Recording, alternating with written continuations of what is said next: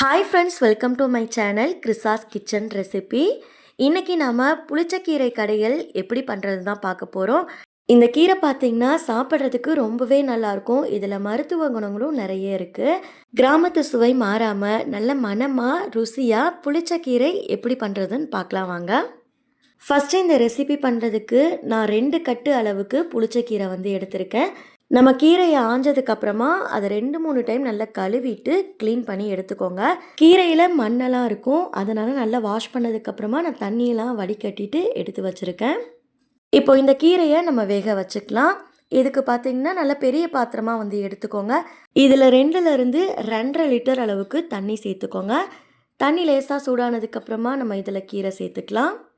நம்ம கீரை சேர்க்கும்போது நிறைய இருக்கிற மாதிரி இருக்கும், ஆனால் வெந்ததுக்கப்புறம் பார்த்திங்கன்னா கீரையெல்லாம் நல்லா வெந்து சுருண்டு கம்மியாயிடும். இப்போ எல்லா கீரையும் நம்ம சேர்த்ததுக்கப்புறமா ஒரு கரண்டி வச்சு நல்லா கலந்து விட்டுக்கோங்க. அடுப்பை ஹை ஃப்ளேமில் வச்சுட்டு கீரையை நல்லா வேக வச்சு எடுத்துக்கோங்க.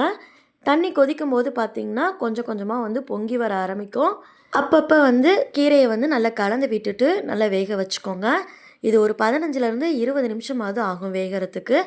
இப்போ இது நல்லா வேகட்டும். அதுக்குள்ளே பார்த்திங்கன்னா நம்ம ஒரு பவுடர் ரெடி பண்ணிக்கலாம். ஒரு பேனை சூடுபடுத்திட்டு அதில் 1/2 டீஸ்பூன் கடுகு, 1/2 டீஸ்பூன் வெந்தயம், 1 டீஸ்பூன் ஜீரகம், 1 டீஸ்பூன் மல்லி சேர்த்துக்கோங்க.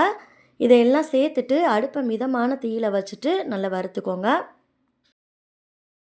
இப்போ பார்த்திங்கன்னா மசாலாலாம் நல்லா வறுபட்டு வந்துருச்சு. ஸ்டவ் ஆஃப் பண்ணிவிட்டு இது முழுமையாக ஆற வச்சுடுங்க. ஆறினதுக்கப்புறமா இதை ஒரு மிக்ஸி ஜாருக்கு மாற்றிட்டு இதை எந்த அளவுக்கு நல்லா ஃபைனாக அரைக்க முடியுமோ அரைச்சி எடுத்துகிட்டு வந்துடுங்க. இப்போ பாருங்கள், நம்ம மசாலாவை அரைச்சி எடுத்துகிட்டு வந்தாச்சு. இது மாதிரி மசாலாவை நல்லா ஃப்ரெஷ்ஷாக அரைச்சி சேர்க்கும் போது நல்ல மணமாக இருக்கும்.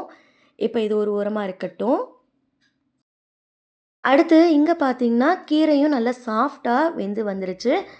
கீரை வெந்துருச்சான்னு செக் பண்ணுறதுக்கு பார்த்தீங்கன்னா நீங்கள் கையில் கீரையை எடுத்துகிட்டு நசுக்கி பாருங்கள். இது மாதிரி நல்லா சாஃப்டாக இருக்கணும். அப்போ தான் கீரை கடையிறதுக்கு ரொம்ப ஈஸியாக இருக்கும். இப்போ கீரை நல்லா வெந்திருக்கு. இப்போ நம்ம ஸ்டவ் ஆஃப் பண்ணிவிட்டு இதில் இருக்க தண்ணியெல்லாம் நம்ம வடிகட்டிக்கலாம். நம்ம வேக வச்சுருந்த தண்ணி பார்த்திங்கன்னா நம்ம யூஸ் பண்ண போகிறதில்ல, அதை தனியாக எடுத்துருங்க. இப்போ கீரையெல்லாம் பார்த்திங்கன்னா தண்ணியெல்லாம் வடிகட்டிட்டு வேறு ஒரு பாத்திரத்துக்கு மாற்றியாச்சு.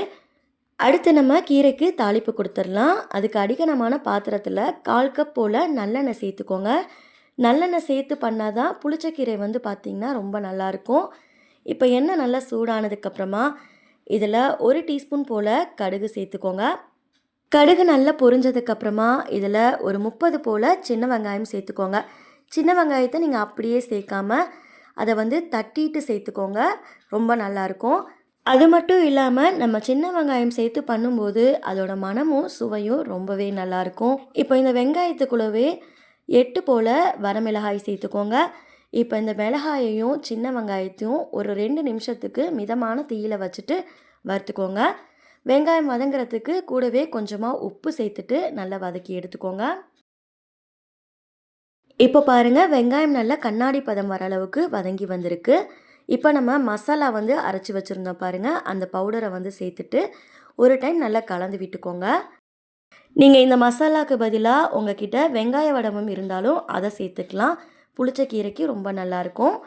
இப்போ இதை நல்லா கலந்ததுக்கப்புறமா நம்ம வேக வச்சுருந்த கீரையை சேர்த்துக்கோங்க.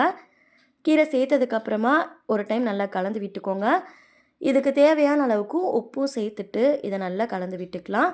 ஸ்டவ் பார்த்திங்கன்னா நான் ஆஃப் பண்ணிட்டேன்.